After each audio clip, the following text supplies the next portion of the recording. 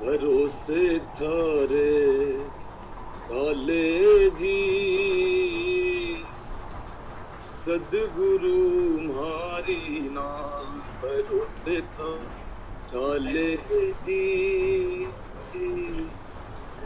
सदगुरु के मनोहर भैया गा रहे हैं आम के छाम। सदगुरु मारी अब चाले, सदगुरु मारी नाव चाले, सदगुरु माना भरोसे थारे चाले जी, सदगुरु मारी नाम नहीं है मारो कुटुम कबीलो, नहीं मारो परिवार, नहीं है मारो कुटुम कबीलो, नहीं मारो परिवार। आप बिना दूधो नहीं दिखे, आप बिना तुझो नहीं दिखे, जग में कारण हाथ भरोसे थारे चाले जी, कहना घना जी तिरुना पाऊंगा, तो निडर नया वे निगाह करूं तो नया भव सागर की धार भरोसे थारे चाले जी, सदगुरु हमारी नाम भरोसे थारे चाले जी, सदगुरु हमारी नाम टूटी नाम समझ तेरा किस विध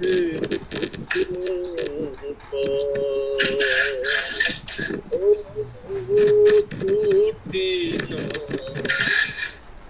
समझ तेरा किस विध पुत्रों का, काम क्रोध मगज मच डोले, काम क्रोध मगर मच डोले, खावण ने तैयार भरोसे थारे चाले जी, सदगुरु हमारी नाम भरोसे थारे चाले जी, सदगुरु हमारी नाम सत्संग रूपी नाव बनाओ, इस विध उतरो पार, सत्संग रूपी नाव बनाओ, इस विध उतरो पार। सुरत साकड़ी ज्ञान बांसुरो, सुरत साकड़ी ज्ञान बांसुरो, केवट सिरजनहार भरोसे थारे चाले जी, सदगुरु हमारी नाम भरोसे थारे चाले जी, सदगुरु हमारी नाम। कहत कबीर सुनो भाई साधो, मैं भी था मझधार, कहत कबीर सुनो भाई साधो, मैं भी था समझदार। रामानंद मिल्या गुरु पूरा, रामानंद मिला गुरु पूरा, बेड़ा कर दिया पार, भरोसे थारे थाले जी, सदगुरु हरि नाम, भरोसे थारे थाले जी, सदगुरु हरि नाम। जय गुरुदेव, जय महर गुरुदेव, ओ मेरी ओ महर की नजर करो, मेरी ओ दया की नजर करो, मेरी ओ निस दिन तुम्हें निहारूं सद्गुरु, जैसे चंद्र चकोर। निस दिन तुम्हें निहारूं सद्गुरु, जैसे चंद्र चकोर। जानू ना कौन भूल हुई तन से, जानू ना कौन भूल हुई तन से, लियो हमसे मुख मोर। महर की नजर करो मेरी ओर, दया की नजर करो मेरी ओर। बालक जान चूक बिसराओ, आया शरण अब मैं तो। बालक जान चूक बिसराओ, आया शरण अब मैं तो। सदा दयालु स्वभाव तुम्हारा, सदा दयालु स्वभाव तुम्हारा, मेरी मेरी आँख से भयो कटो। महर की नजर करो मेरी ओर, दया की नजर करो मेरी ओर। शरणागत की लाज न रखो, मोसो पतित अब जाए कहीं ओ। शरणागत की लाज न रखो, मोसो पतित अब जाए कहीं ओ। अब की बार उबार लेव जो, अब की बार उबार लेव जो, फिर ना धरब पग, फिर ना धरब पग यही मगो। महर की नजर करो मेरी, दया की नजर करो मेरी ओर।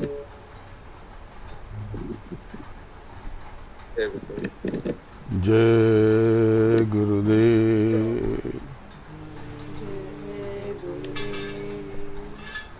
जय गुरुदेव। जय गुरुदेव नाम किसका? जय गुरुदेव नाम किसका? सर्वप्रथम अनामी पुरुष गुरु महाराज के चरणों में कोटि कोटि प्रणाम करता हूँ, वंदन करता हूँ। और आप सबकी सूरत के कल्याण के लिए उनसे गुहार लगाता हूँ, निवेदन करता हूँ। और तत्पश्चात आपके आज्ञा चक्र पर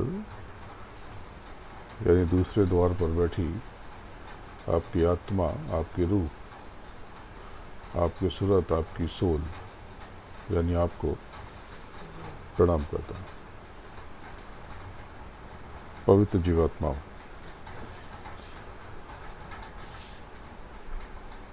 ये गुरु पूर्णिमा आत्मबोध का पर्व है।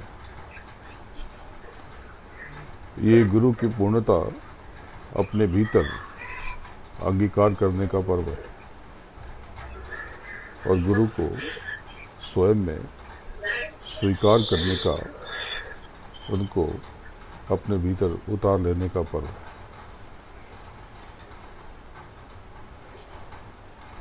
गुरु महाराज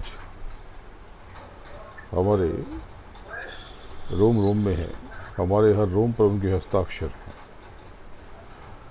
पलटू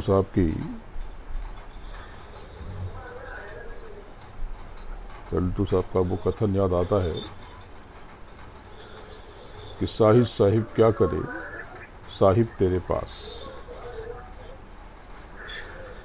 साहिब साहिब क्या करे, साहिब तेरे पास। साहिब तेरे पास याद करूँ होए हाजिर, अंदर धसी के देखो मिलेगा साहिब नादिर। मान मनी हो फना नूर तब नजर में आवे,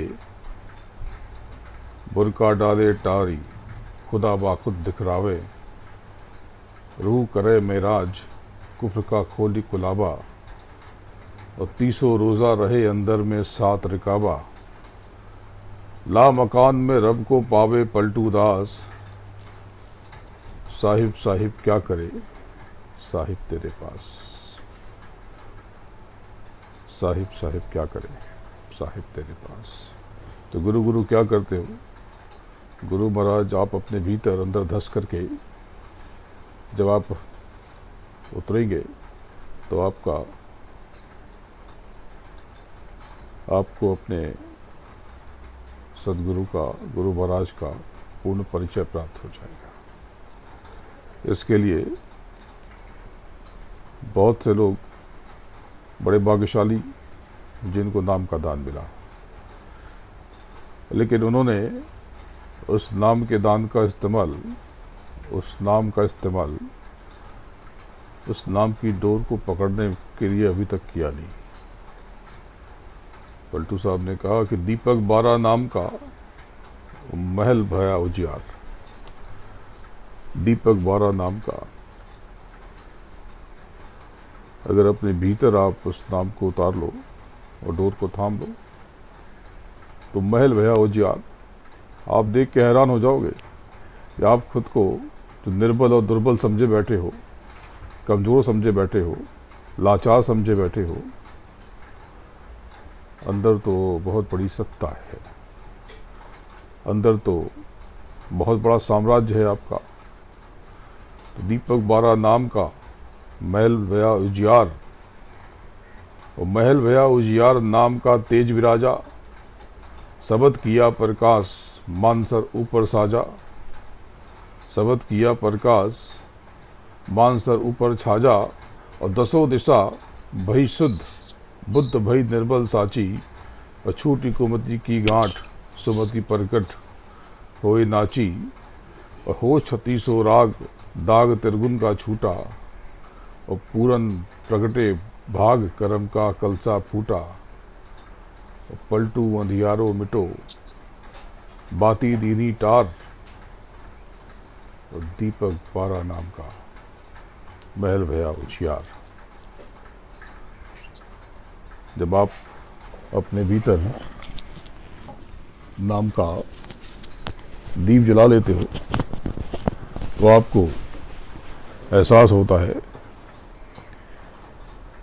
कि आपके भीतर तो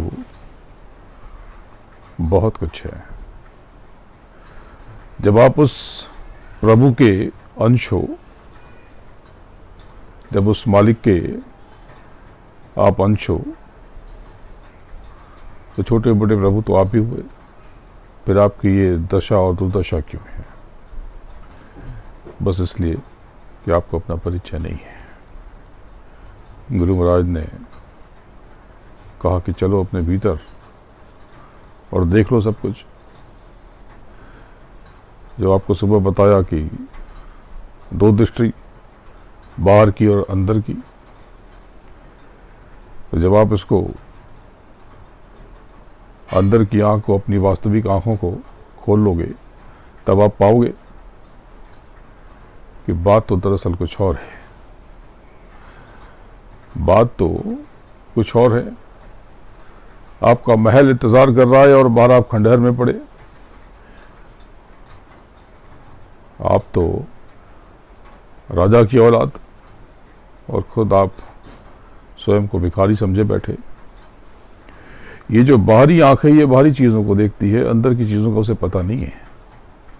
जैसे बाहर कैमरा लगाओ तो आपकी तिजोरी को देख नहीं पाएगा, आपके खजाने को देख नहीं पाएगा, आपके अंदर की साज सज्जा और आलीशान महल को देख नहीं पाएगा। कैमरा तो बाहर लगा।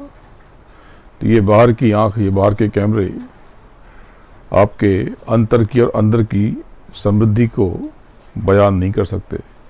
ये जो जगत की चीजें, ये तो झूठी हैं।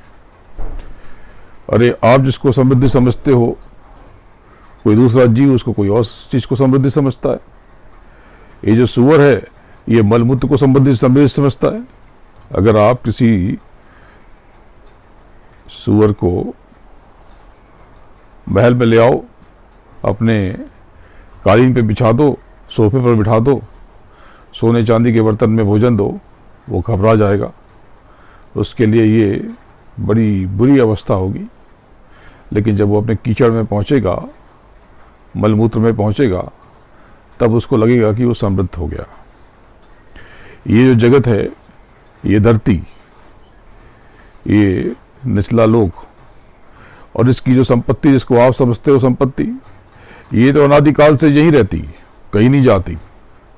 बस आप आते हो और आप जाते हो, यानी एक देह लेते हो और उस देह को उतारते हो। और जब आते हो तो उसके पहले इस पर किसी और का नाम लिखा होता है। जैसे बच्चा स्लेट पे मिटाता है, वैसे ही आप पिछले का नाम मिटाते हो और अपने नाम की पट्टी लगा लेते हो। और फिर ऐसे ही तेरा मेरा, मेरा तेरा करते करते मूर्खों की तरह गुजर जाते हो। करना क्या था, करने आए क्या थे और कर क्या लिया? चलो ऐसा करो कि आप अपने अपने जिन जिन राज्यों में बैठे हो, एक मेरी मदद कर दो। आप आजादी के बाद से अपने राज्य के गृह मंत्रियों के नाम बता दो।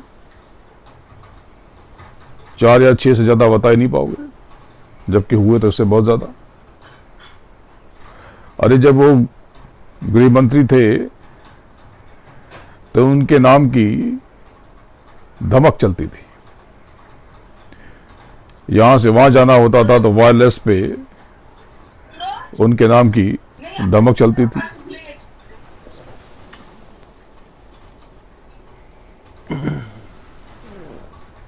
उनका देखोगे तो कुछ लोग तो समृद्ध होंगे, लेकिन बाकी सब अपने अपने कर्मों को भोग रहे। तो वक्त रहते ही समझ लो,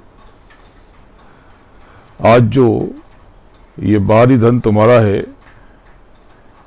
ये कल नहीं रहेगा, क्योंकि तुम्हारी देह ही नहीं रहेगी। अगर तुम शरीर खुद को माने बैठे हो तो तुम स्वयं नहीं रहोगे। आज नहीं तो 10 साल के बाद, 20 साल के बाद, 30 साल के बाद, 40, 50, 60, 70, अरे अगले 100 सालों के बाद तो इस धरती पे दिखाई देने वाला एक भी सर नहीं होगा।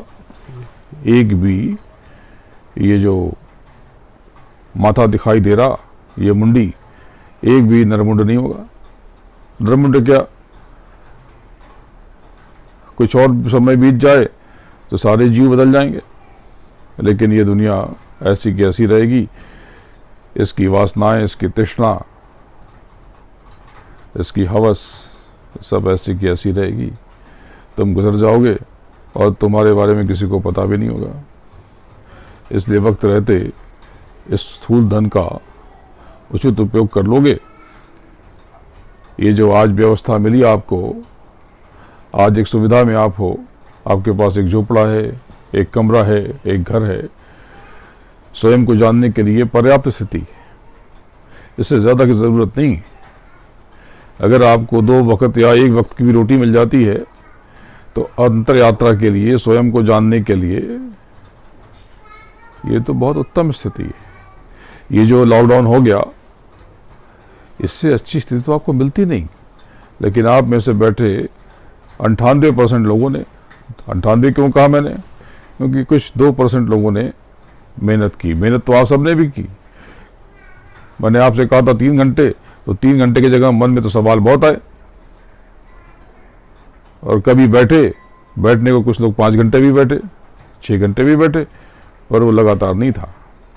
अगर लगातार करते तो जो आपकी मजूरी थी वो अलग मिलती, वो तो मिलती, वो तो आपकी है। लेकिन जो आपका नहीं है वो भी आपको मिलता। जो आपकी कमाई नहीं है वो भी आपको मिल जाती। तो अगर आपने इस समय का, बचे हुए समय का, जो बीत गई सो बात गई, जो आगे आने वाला समय है, अगर आपने इसका सही इस्तेमाल कर लिया तो इस लोक को भी सुधार लोगे और परलोक भी सुधर जाएगा।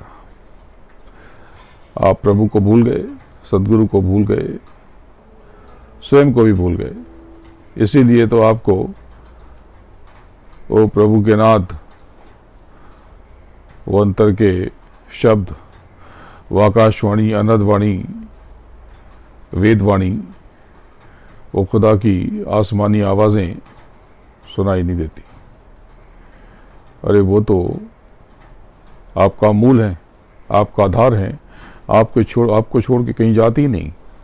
वो तो पल पल बह रही, आपके इर्द गिर्द थिरक रही, खनक रही, धमक रही, नृत्य कर रही, पर आपको दिखाई और सुनाई नहीं देता। वो तो आपको लपेटे हुए हैं। वो जो शब्द आपका मूल है, प्रभु के निर्देश और आदेश से वो आपको लपेटे हुए हैं अपने आगोश में, पर आपको पता नहीं है।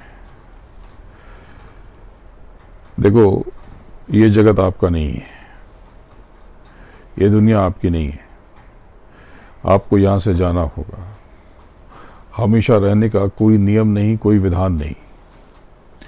और अगर मान लो कि आपको मैं आपकी आयु 2-4 गुना ज्यादा भी कर दूं, तो कितना बड़ा श्राप है ये। श्राप या आपके आगे आपके बच्चे, पोते, पड़पोते, उनके पोते, बड़पोते सब निकल जाएंगे और आप बूढ़े वहीं पड़े रह जाओगे। तो ये तो अगर यहाँ अमर हो भी जाए तो आपके अमर होने से क्या होता है? ये अमर लोक है ही नहीं, ये अमर लोक है ही नहीं। आपको तो यहाँ श्वासों की पूंजी मिली। अगर आपने श्वासों की पूंजी को काबू में कर लिया तो थोड़ी अपनी आयु आगे पीछे कर सकते हो समय में, क्योंकि आपको जो जीवन मिला वो समय से नहीं मिला। निजाम यहाँ पे, राज यहाँ पर समय का है, काल का है, लेकिन सांसों की पूंजी आपको जीवन सांसों की पूंजी में मिला। इन श्वास की आवृत्ति आरो अवरो घटाया और बढ़ाया जा सकता है। इसीलिए तो लोग कहते हैं, आपने सुना होगा कि ऊंचे पहाड़ों में, बर्फी कंदराओं में बहुत से ऐसे भी साधक रहते हैं जिनकी आयु के बारे में किसी को अंदाजा भी नहीं। तो ये लोक आपका नहीं है, ये दुनिया आपकी नहीं है। आप तो कहीं और के मालिक हो, जहां आपका स्वामी रहता है। आप तो नीचे यहां पर एक धारा के रूप में उतारे गए, तो उस धारा के विपरीत जाकर के अपने मालिक के पास चल पड़ो। चलो यहां से, यहां पे जियो जब तक सांसों की पूंजी है। यहां का काम चुपचाप करते रहो, किसी को पता भी न चले, और अंतर में लो लगाए रहो। ये तो बड़ा आसान है। आपको कोई जप नहीं करना, तप नहीं करना, कोई यज्ञ हवन नहीं करना, कोई उल्टे नहीं लटकना, एक पैर पे नहीं खड़े होना, कोई भूखा नहीं रहना, ये तो आपके वश में बहुत सरल, इससे सरल व्यवस्था तो कभी नहीं थी। कलयुग में अपने घर लौटने की जो व्यवस्था, इससे आसान और इससे सुगम तो कभी था ही नहीं। क्योंकि ये जो आप सुनते हो कि कुंडलिनी जागरण, अरे कुंडली जागरण जो कहते हैं वो जानते ही नहीं है। अरे जरा सा स्पंदन हो जाना, सरसराहट सी हो जाना, ये थोड़ी जागरण है।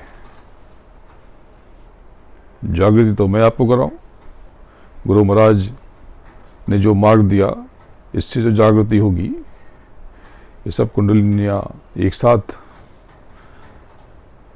अरे अभ्यास करो और देख लो। कुंडलिनी के जागरण की प्रक्रिया में देखो, जो सच्ची बात है वो बताता हूं, क्योंकि ये सवाल अभी किसी के मन में आया तो मैंने आपको बता दिया, पहले भी कई बार बताया आपको। एक चक्र से दूसरे चक्र में जाने पे 10,000 साल लग जाते हैं। तो भाई एक चक्र से दूसरे चक्र जाने में 1,000 साल लग जाते हैं। तो जब सतयुग था तो 1,00,000 वर्ष की आयु तो संभव था, लेकिन जब त्रेता आया तो 10,000 साल की आयु हो गई, तो भी चलो संभव था। लेकिन जब द्वापर आया तब संभव नहीं था, क्योंकि आयु घट के 10% हो गई, केवल 1,000 साल। उसमें एक चक्र भी सक्रिय नहीं हो पाया। तब भक्ति योग प्रकट हुआ, और ये भक्ति योग यानी समर्पण का योग। और कलयुग में तो और दया हो गई कि सीधा आपको वो नाम, वो धार, वो सूत्र आपको पकड़ा दिया गया कि ये लो, ये लो। जैसे वही बात हो गई कि पहले जमीन खरीदो, उसकी बुआई जुताई करो, उसमें बीज बो,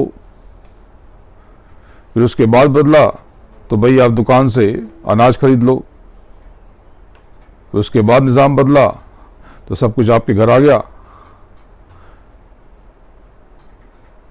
और ये तो आपको बना के दे दिया गया कि बस आप ग्रहण करो। इससे सरल क्या था? जब आप उस नाम की डोर को, उस नाम के दीपक को अपने भीतर जला लोगे, तब आप देखोगे जब इस धारा को जो नीचे उतरी आप वापस पकड़ लोगे तो ये राधा। जब सूरतें अपने मालिक की तरफ जाती हैं तो राधा, और ऊपर उसका स्वामी। तो जब उस राधा स्वामी की तरफ बढ़ोगे तो सब जान लोगे कि आप कहाँ से उतरे। आप जहाँ से उतरे वो सचखंड है, वो सत्यलोक है। सत्यलोक में आपका स्वामी, आपका पिता, आपका मालिक यानी सत्य पिता, उनकी मौज का जहूरा, उनका राज है। और जब वहाँ से नीचे उतरोगे, ऐसे जाओ तो दूसरा, ऐसे जाओ तो दूसरा। जब नीचे उतरते हो तो उसके नीचे भंवर गुफा, वहाँ पर महासमय का, इनको महाकाल कहते हैं, इनका राज है। महाकाल और उनकी कुदरत, इनका निजाम। और फिर नीचे सुंदों में पुरुष और प्रकृति का नियंत्रण, और त्रिकुटी, और उसके नीचे ब्रह्म और माया का, और उसके नीचे ईश्वर और सती का, और नीचे शिव और शक्ति का, और पिंड में मन और इच्छा का जोर है। समझ गए आप? तो जब आप अभ्यास करोगे तब देखोगे कि नीचे यहाँ पर आप काल पुरुष के निजाम में हो, उनकी व्यवस्था में हो। इन्हीं को ईश्वर कहते हैं। ईश्वर ब्रह्मा विष्णु महेश, इनकी संतान, इनके 3 पुत्र, इनकी अर्ध चेतना जो आद्या मां शक्ति है, इससे ब्रह्मा विष्णु महेश प्रकट हुए। और बैराट के साथ 9 करोड़ दुर्गा, 10 करोड़ शंभू, 33 करोड़ देवी देवता प्रकट हुए। ये अमर नहीं है, इनको अमर मत समझना। लेकिन हाँ, चूंकि आपका ये जीवन काल 100 बरस और उनका आपसे बहुत ज्यादा, तो जब बार बार जन्म जो अभ्यासियों ने लिया और उनको देखा और पाया, तो उन्होंने कहा कि ये तो अमर है। अमर जैसे लगते हैं जैसे चींटी, मूंगी, एंट, ये बार बार पैदा हो, उसको बोध हो जाए तो आपको हमें अमर समझ लेगी, क्योंकि इसका जीवन तो जरा सा 3-4 दिनों का है, जितने भी समय का। जो छोटे मोटे कीड़े होते हैं, अगर वो बार बार जन्मे और पैदा हो और मरें और बार बार उनको याद रह जाए, तो वो तो कहेंगे कि आप तो अमर हो। तो बस ऐसे ही। तो नीचे अर्ध चेतना जो ईश्वर हैं, जो काल पुरुष, उनकी अर्ध चेतना का राज है। ये अर्ध चेतना, इन्हीं को देवी कहते हैं, इन्हीं को अम्बा कहते हैं। यही माता है, यही शक्ति है। तो पूरा सीधा नियंत्रण और तीन व्यवस्थाएं, जनरेशन, ऑपरेशन एंड डिस्ट्रक्शन यानी रिक्रिएशन, जिसको गॉड कहते हैं, ये इनके 3 पुत्रों के हाथ में। इन्हीं को आपने ब्रह्मा कहा, इन्हीं को आपने विष्णु कहा, और इनको आपने शंकर कहा। शंकर यानी शन, आकार, आपके देह के आकार को परिवर्तित करने वाला। जब इनका लोक देखोगे, इनका स्थान देखोगे, तो इनका स्थान देख के ही आप अचंभित रह जाओगे। देखो, आपने जिसकी भी पूजा की, जिसकी भी उपासना की, जिसकी भी साधना की, अगर जीते जी इनको पाया नहीं तो सब बेकार है। गुरु महाराज ने कहा कि बच्चा, अगर भगवान जीते जी न मिला तो मरने के बाद कुछ नहीं मिलेगा। ये मत समझना कि आप भगवान के पास जाओगे, कैलाशवासी हो जाओगे, स्वर्गवासी हो जाओगे। काहे के स्वर्गवासी? आपको पता क्या? आंख खोलो और देख लो, इस देह से नोच के निकाले जाओगे और कर्मानुसार न जाने किस योनि में डाले जाओगे।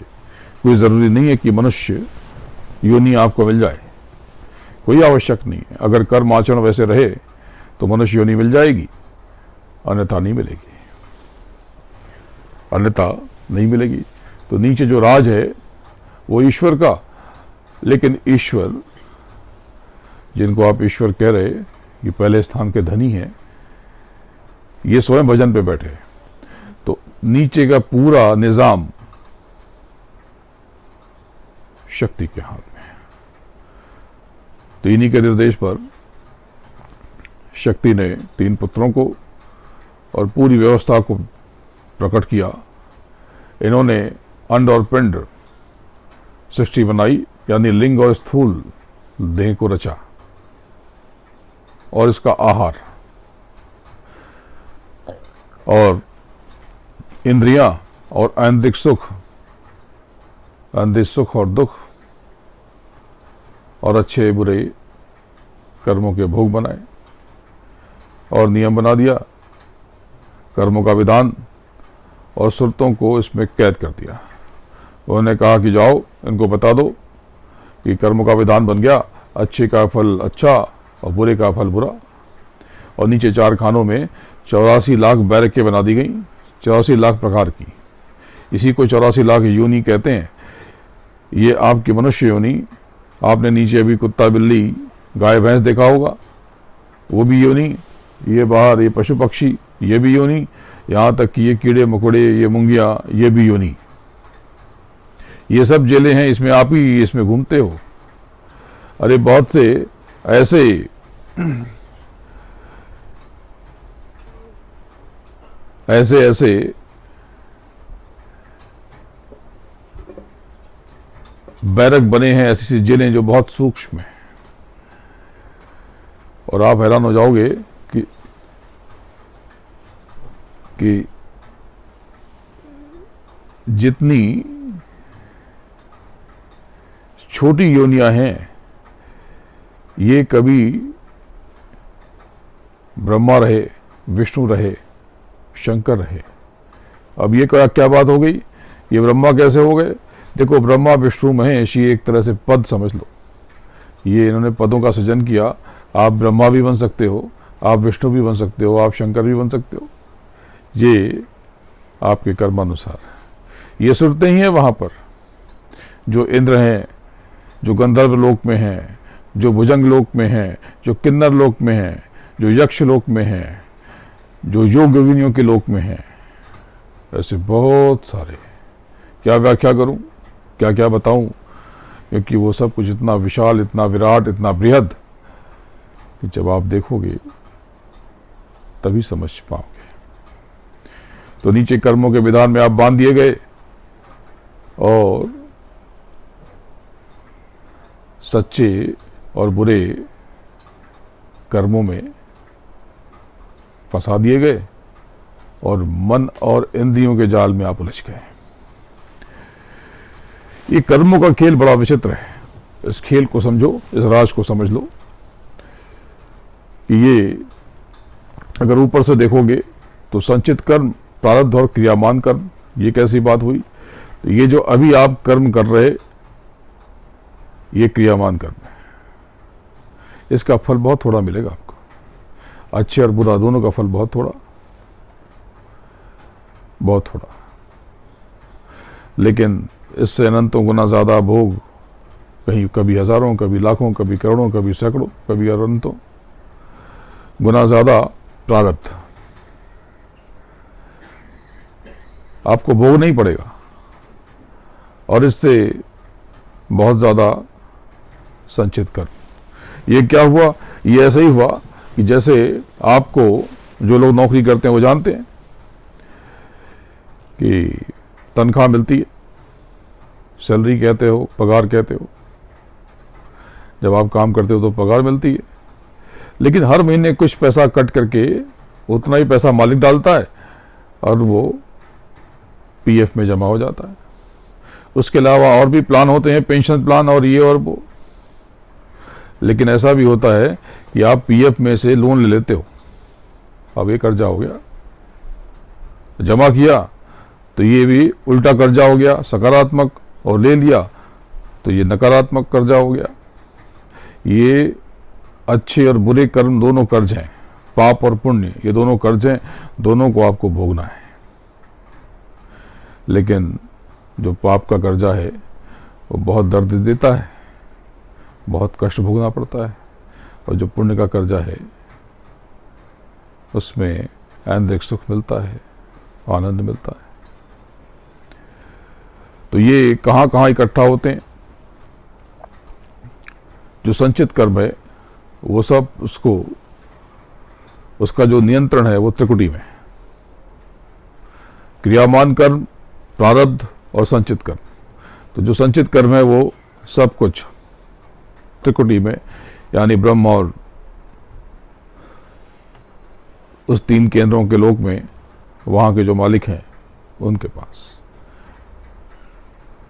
जो कृष्ण का लोक है, जो अल्लाह का लोक है। लेकिन इसे आप भोगना चाहोगे तो भोग करके आप कभी भी खत्म नहीं कर सकते। तो इस संचित कर्मों को गुरु को काटना पड़ता है। वो तो दया से काट देते हैं, लेकिन इसके बाद ऊपर से नीचे तो प्रारब्ध। इसका हिसाब किताब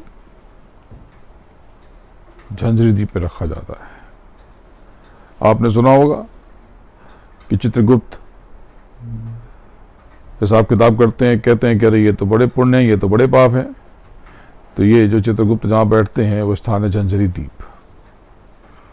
झंझरी द्वीप, चित्रगुप्त एक व्यवस्था है, एक जैसे कि आप सॉफ्टवेयर समझ लो, एक एप्लीकेशन समझ लो।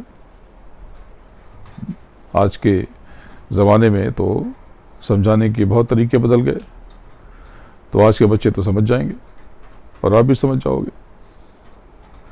तो ये इसका हिसाब किताब वहाँ से होता है। इसलिए आप कभी महल में पैदा होते हो, कभी झोपड़ी में पैदा होते हो, कभी एक ऐसे घर में पैदा होते हो जहाँ पे दूध दही की नदियाँ, सैकड़ों हजारों गाड़ियाँ, और कभी ऐसे घर में पैदा होते हो जहाँ खाने के लाले पड़े, छोटी बड़ी ज़रूरतें पूरी नहीं होती। तब कहते हुए भगवान मैंने क्या गुनाह कर दिया?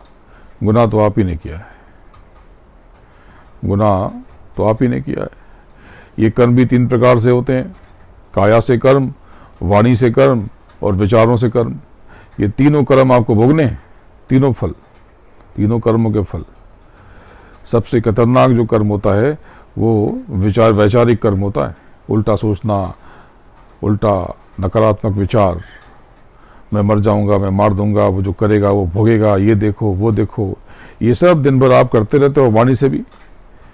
तो सबसे खतरनाक जो कर्म होता है वो वैचारिक कर्म होता है, जिसको आप बोलचाल में कहते हो मन से। तो ये सारे कर्म जो प्रारब्ध का, इसका हिसाब किताब जंजरी द्वीप में होता है, जिसको भोगने के लिए आपको एक ये बॉडी, एक देह, एक शरीर दे दिया जाता है। कभी मनुष्य का, कभी पशु का, कभी पक्षियों का, कभी कीड़ों मकोड़ों का, कभी पेड़ पौधों और पहाड़ों का। तो 4 खाने और 84 लाख योनियां। तो ये आपका फैसला नहीं है, ये तो हिसाब किताब जितना जमा है उसमें से तय होगा, इसमें से तय होगा। तो इसके लिए आपको एक देह दे दी जाती है और आप इसको भोगते हो। और फिर क्रियामान कर्म, तो जो जीव देह में नए कर्म करता है, इस क्रियामान कर्म का बहुत ज़रा सा हिस्सा आप भोगते हो।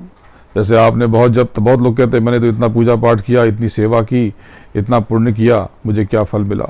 नहीं, फल तो मिला, वो तो जितना मिलना था उतना मिल गया, लेकिन वो थोड़ा सा मिला, बहुत जरा सा हिस्सा। तो आप कहते रहे उसने तो यज्ञ किया था, उसको फायदा हो गया, उसने सेवा दी थी, फायदा हो गया, मुझे नहीं हुआ। नहीं, फायदा तो आपको भी हुआ। आपका गड्ढा बड़ा था, उसका गड्ढा छोटा था, तो उसको मालूम पड़ गया। इतना पानी मिला, तो आपका गड्ढा बड़ा, तो उसमें पानी चला गया नीचे, पता भी नहीं चला। उसका गड्ढा छोटा था, तो उसमें पानी छलक के बाहर आ गया।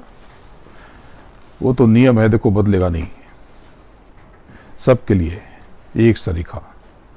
अवतारी शक्तियां आती हैं तो आपने सुना होगा कि अगर राम इस देह में आए, कृष्ण इस देह में आए, बुद्ध और महावीर भी इस देह में आए, तो उनको भी कर्मानुसार भोगना पड़ा। तो ये नियम तो जिन्होंने बनाया वो भी जब आते हैं तो उनको भी ऐसे ही भोगना पड़ता है जैसे आप भोग रहे हो। तो कर्मों के भोग में बहुत सावधानी रखना, क्योंकि ये जो कर्मों की जो गंदगी है ये अंतःकरण में इकट्ठा हो जाती है। अंतःकरण यानी मन, बुद्धि, चित्त और अहंकार। लोगों ने कहा कि अंतःकरण यानी अंतर्मन। नहीं, अंतर्मन तो मन तो अलग है, लेकिन जब अंतर्मन कहते हैं तो अंतर के भाव को कहते हैं, अंदर के यानी भीतर के आत्मिक भाव को भी अंतर्मन कहा जाता है। अंतर्मन और मन में फर्क है। लेकिन जब अंतःकरण कहा जाए तो जिनको सत्संग नहीं पता, बहुत से नए लोग भी सुनते हैं, तो अंतःकरण का मतलब कि मन, बुद्धि, चित्त और अहंकार, इसकी गंदगी अंतःकरण में इकट्ठा हो जाती है। अंतःकरण कहां पे है? ये देखो, ये ललाट वाला हिस्सा, इससे जरा सा ऊपर पारदर्शी, पकड़ में नहीं आता, ये पारदर्शी, यहां से यहां तक, बस। तो कर्मों का बहुत बड़ा हिस्सा कई गुना ब्याज के साथ, कई गुना यानी कई बार तो 10 गुना, 50 गुना, कई बार 100 गुना, 1000 गुना, लाख गुना, करोड़ गुना, अरबों गुना ब्याज के साथ प्रारब्ध बन जाता है। और उसका बहुत बड़ा हिस्सा, प्रारब्ध का भी बहुत बड़ा हिस्सा क्रियामान कर्म। समझो कि इसको ऐसे समझाता हूं कि आपने 100 रुपए की चोरी की, तो जहां पे तो पेनाल्टी लग गई, पुलिस ले गई, 200-300 में, 500 में तो काम निपट गया। लेकिन इस 100 गुने का करोड़ों गुना ज्यादा अब ये प्रारब्ध, अब ये अगली बार आपको देना।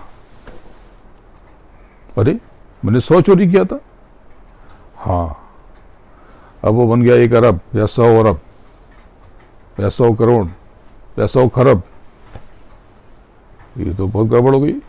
हाँ, लेकिन ये जो 100 अरब बन गया प्रारब्ध, इसका भी 100 गुना, 1000 गुना, लाख गुना, करोड़ गुना ज्यादा, अरबों गुना ज्यादा ये बन गया संचित कर्म।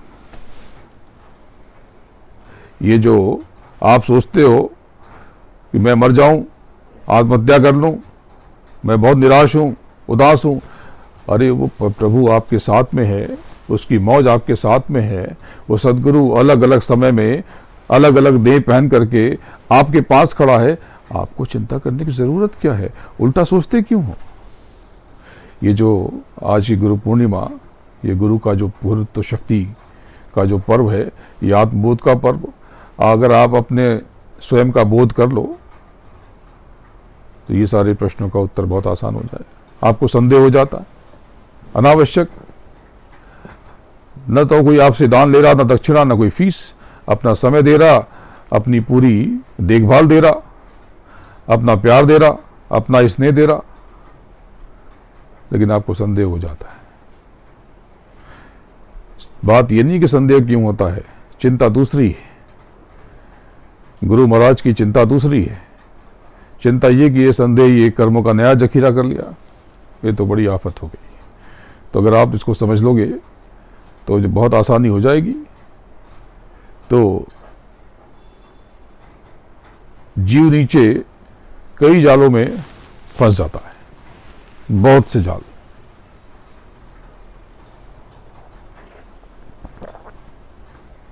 बहुत से जाल।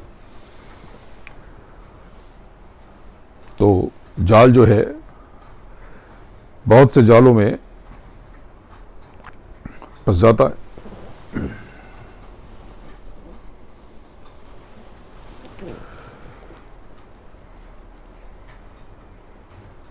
और ये जाल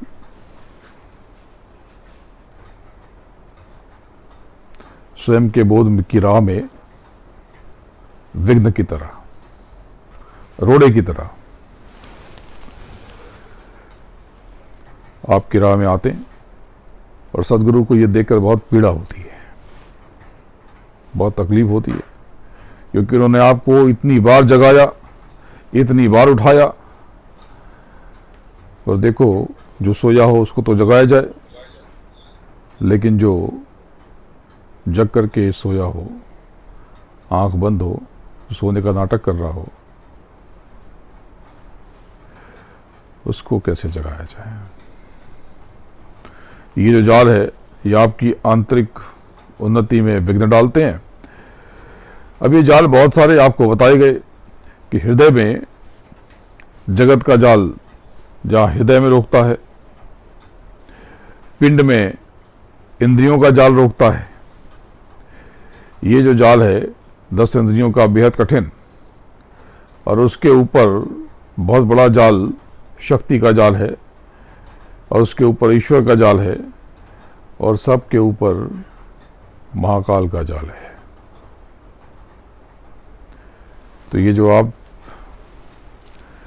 कई बार सुनते हो कि ये कहा जाता है कि यहां तक सुरतें, फिर कह दिया जाता है कि जीव, तो ये क्या है, ये जीव यहां से लेके वहां तक जीव है क्या? नहीं। देखो सूरत यानी आत्मा, यानी रूह, यानी आप, तो नीचे से ऊपर तक तो आप ही हो। नहीं, आपकी देह अलग अलग, देह आपकी अलग अलग, तो ये नीचे तो आप जीव हो, लेकिन जब ऊपर चलते हो सहज दल पे, तब शिव हो जाते हो। शिव नहीं, शिव। और जब सहज दल से ऊपर जाते हो तब आप हंस हो जाते हैं। हंस, ये हंस नहीं जो ये बगुला और ये जो उड़ते हैं, पर परिंदे की बात नहीं कर रहा, पक्षी की बात नहीं कर रहा। तो ये जब अभ्यास करोगे,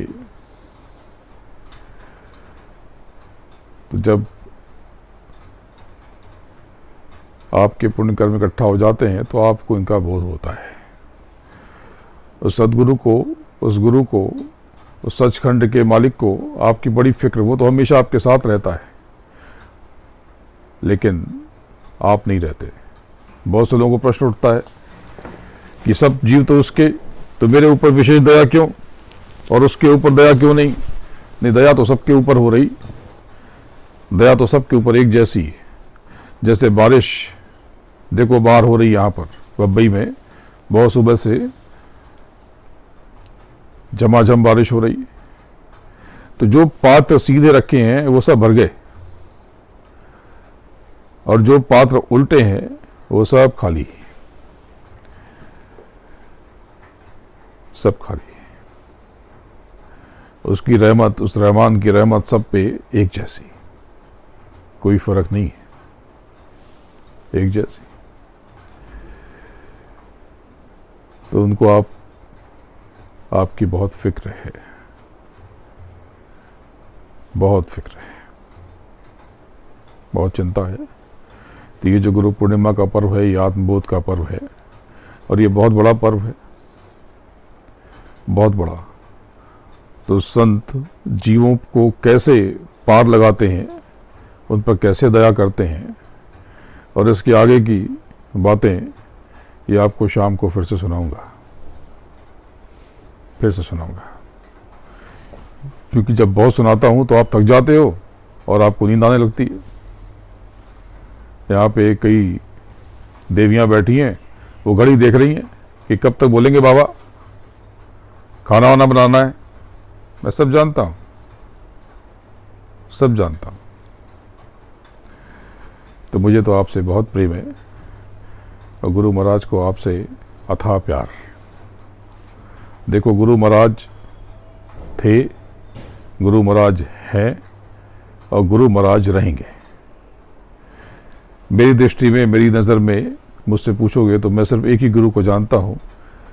सिर्फ एक ही गुरु होता है, दूसरा कोई गुरु नहीं, दूसरा कोई गुरु न हुआ ना होगा। इन्हीं के स्पंदन से, इन्हीं के एक आकर्षण से इस धरती पे आप चलायमान हो। और बहुत से लोग कहते हैं, मैं बार बार चिल्ला चिल्ला के तो कह रहा हूं, देखो घोषणा करके कह रहा हूं कि गुरु महाराज हैं। लोग कहते हैं इस देह में, किस देह में? अरे इसी देह में। देह की क्या बात, देह की क्या बात? देह हमेशा से रही है, और इसी देह में हमेशा से है। अब ये तो, अब लोग कहते हैं कि कब आएंगे। देखो, ये उनकी मौज, ये उनकी मौज है। अरे आप कब जाओगे इस दुनिया से, आपको नहीं पता, तो आप कैसे पूछ सकते हो कि कौन कब आएगा और कब जाएगा? पर एक बात तो है कि ये सजा है आपकी, ये सबक है आपका। बहुत से लोग बहस करते हैं ये सच्चे वो झूठे। तो देखो, ये लोग तो यही रह गए, आप लोगों के लिए यही सजा है, इसी सब भ्रम में आप पड़ गए। अगर अंदर से जो पके हुए थे वो तो पहुंच गए, उन्हें अपना काम कर लिया। जो अध पके हैं वो रह गए। लेकिन उन अध पकों में जो पकने की कगार पे हैं वो फिर से बैठ गए। तो गुरु महाराज को उनकी बहुत फिक्र है, सबकी बड़ी फिक्र है।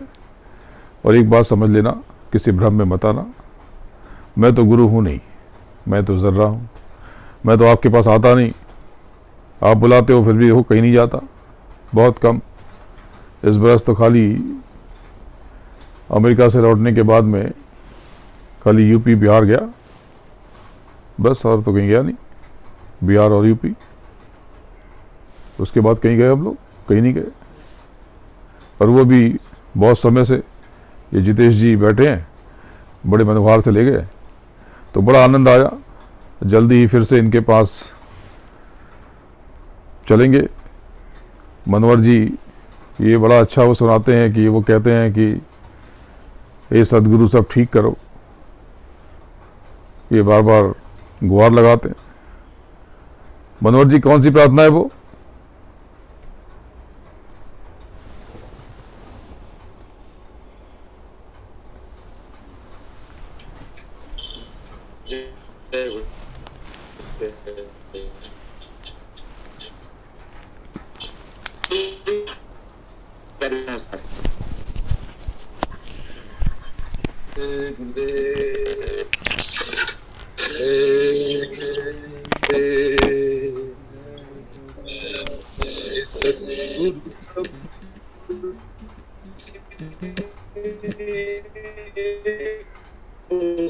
गुरु धाम में आना है, हमें गुरु धाम में आना है।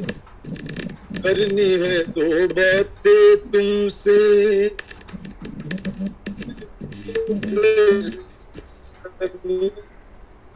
आना है। वो बातें फिर से दक्ष मिटाना है। हे सदगुरु सब ठीक करो, हमको पाप में आना है। हे सदगुरु सब ठीक करो, अपने गुरु धाम में आना है। दरबार में सच्चे सदगुरु के दर्द मिटाए जाते हैं गुरु के।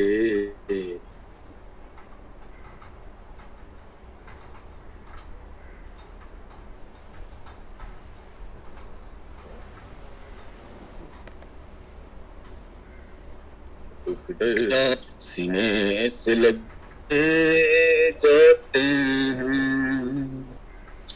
ये महफिल है मस्तानों की, हर शख्स यहाँ मस्ताना है।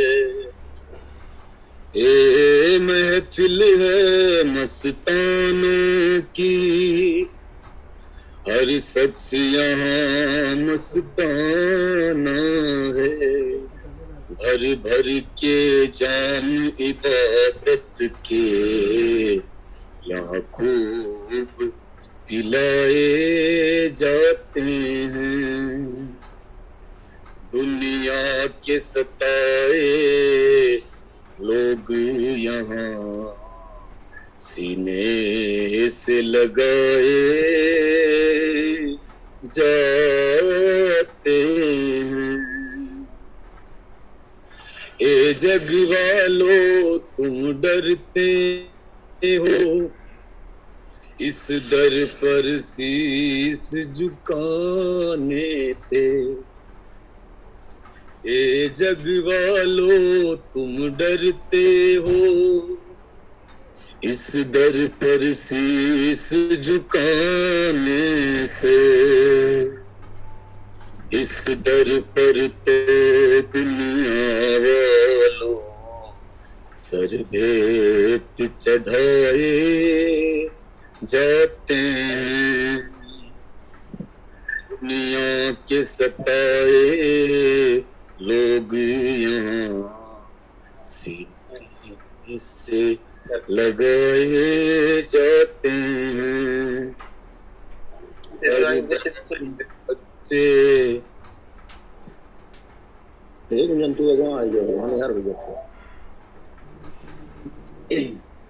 हमारे मोबाइल हम कनेक्ट है। जय गुरुदेव, जय गुरुदेव, जय गुरुदेव, जय गुरुदेव, जय गुरुदेव।